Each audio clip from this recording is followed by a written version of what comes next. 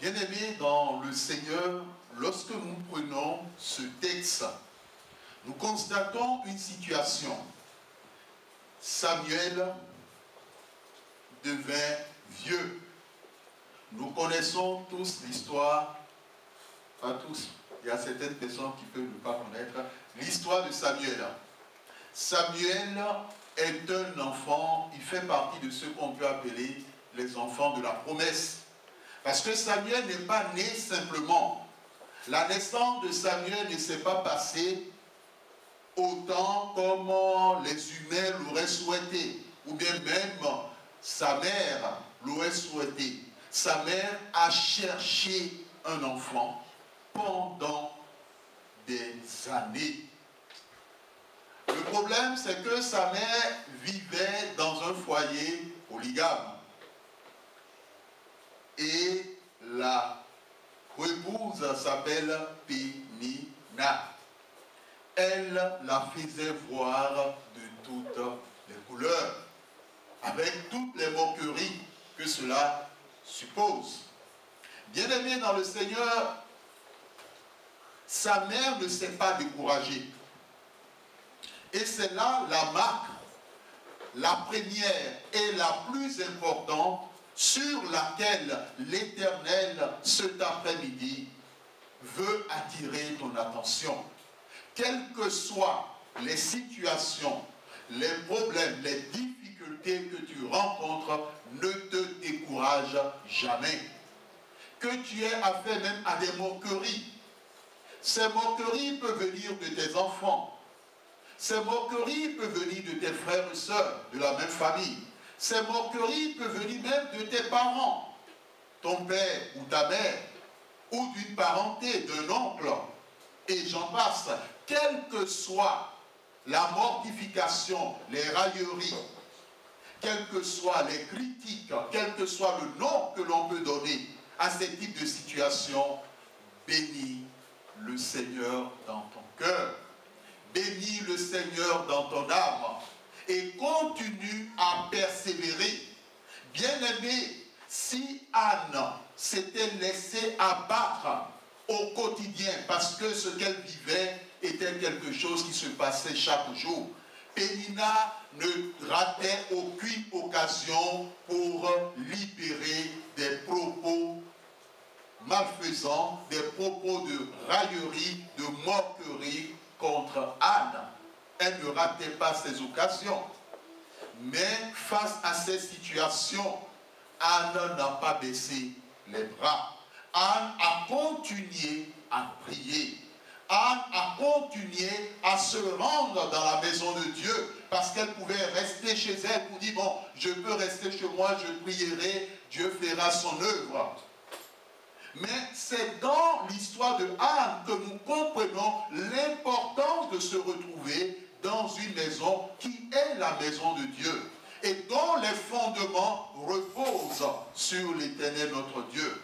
Pourquoi est-ce que nous attirons votre attention sur cela? Bien-aimés, je sais, d'après ce que l'Éternel nous a dit, nous le savons, il y a certains frères et sœurs qui me l'ont déjà dit, c'est-à-dire, et je le sais en dehors de ce culte, de ce lieu de culte, ils vont dans d'autres lieux de culte. Ceux-là, je ne parle pas de cela. Parce qu'ils m'ont dit, ah pasteur, le matin je suis à tel endroit, l'après-midi je suis ici. Je dis, laissez-vous conduire par Dieu, il n'y a pas. Mais il y a d'autres, en dehors de ces personnes qui ont une information d'une autre serviteur de Dieu, il y a d'autres, ils vont sans que le serviteur n'en soit informé.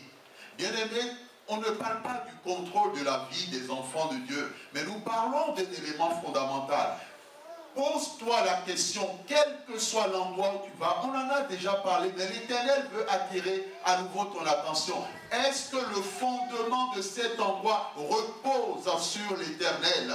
Va dans la prière. Bien-aimé, il faut que tu ailles loin avec Dieu. Il y a des personnes qui disent, j'ai posé telle question à Dieu pour avoir une réponse, mais je n'entends pas savoir, je n'ai pas encore une réponse. Il faut que tu persévères. Bien-aimé, ne pose plus les pas sans chercher la volonté de Dieu. Beaucoup d'enfants de Dieu connaissent et connaîtront des souffrances, simplement parce qu'ils se sont engagés dans des situations sans chercher la volonté de Dieu. Or, si ces personnes passent par des souffrances, qui est-ce qu'ils vont appeler? Ils appelleront les ministres. Les ministres vont prier. Mais celui qui répond, c'est Dieu. Mais vaut mieux ne pas se retrouver dans des situations que l'on peut éviter.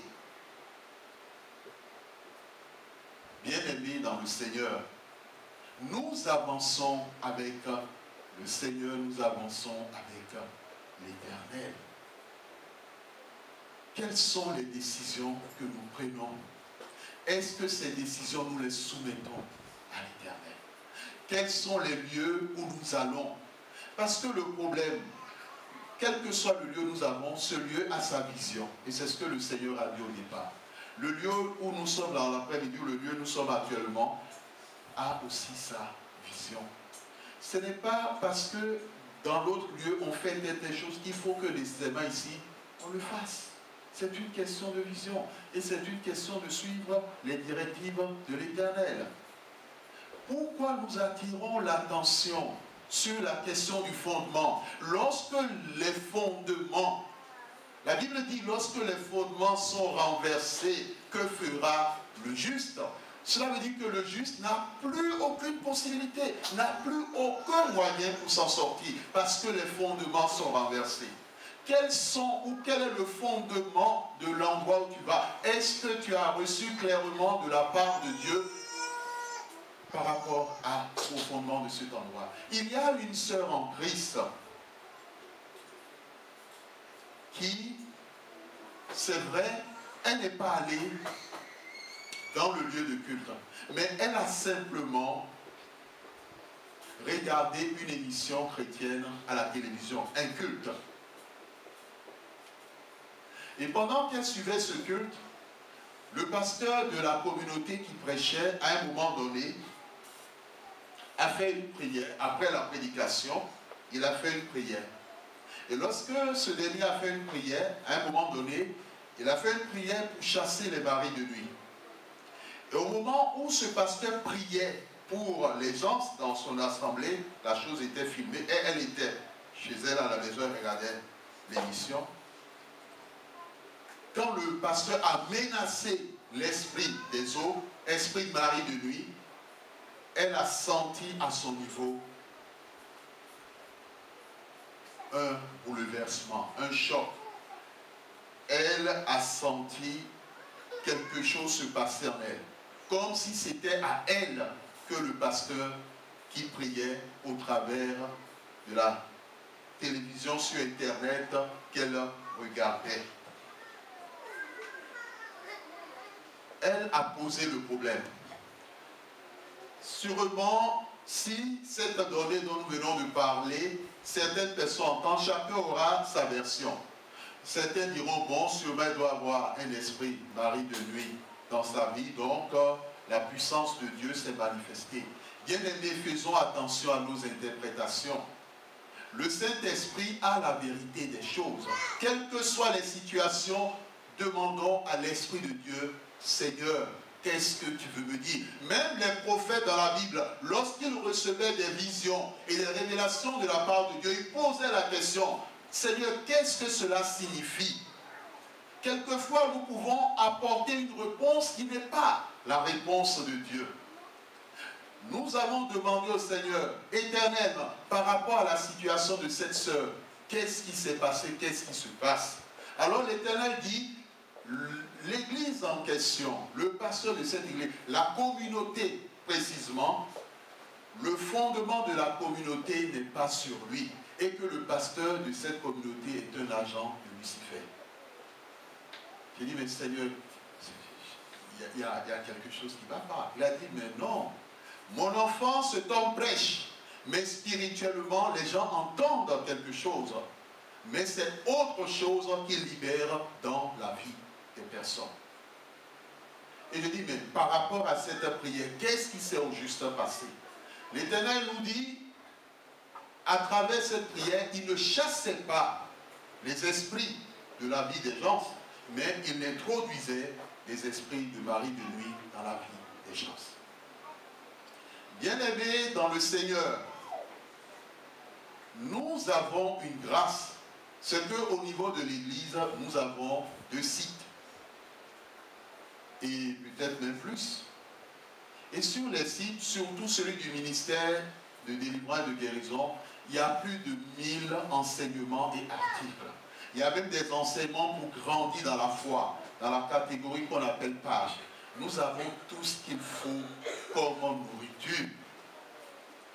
Que ce soit écrit, que ce soit avec l'aide de Dieu, nous sommes en train de mettre en place le visuel, et vice-versa. Ce n'est pas tout ce que nous lisons sur Internet, même si cela a une connotation chrétienne qui sont de Dieu.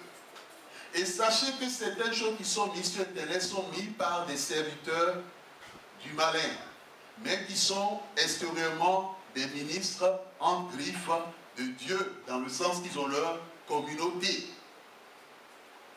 Nous avons prié pour cette sœur au téléphone, parce qu'elle n'est pas d'ici, elle est aux Antilles. Nous avons prié avec elle au téléphone.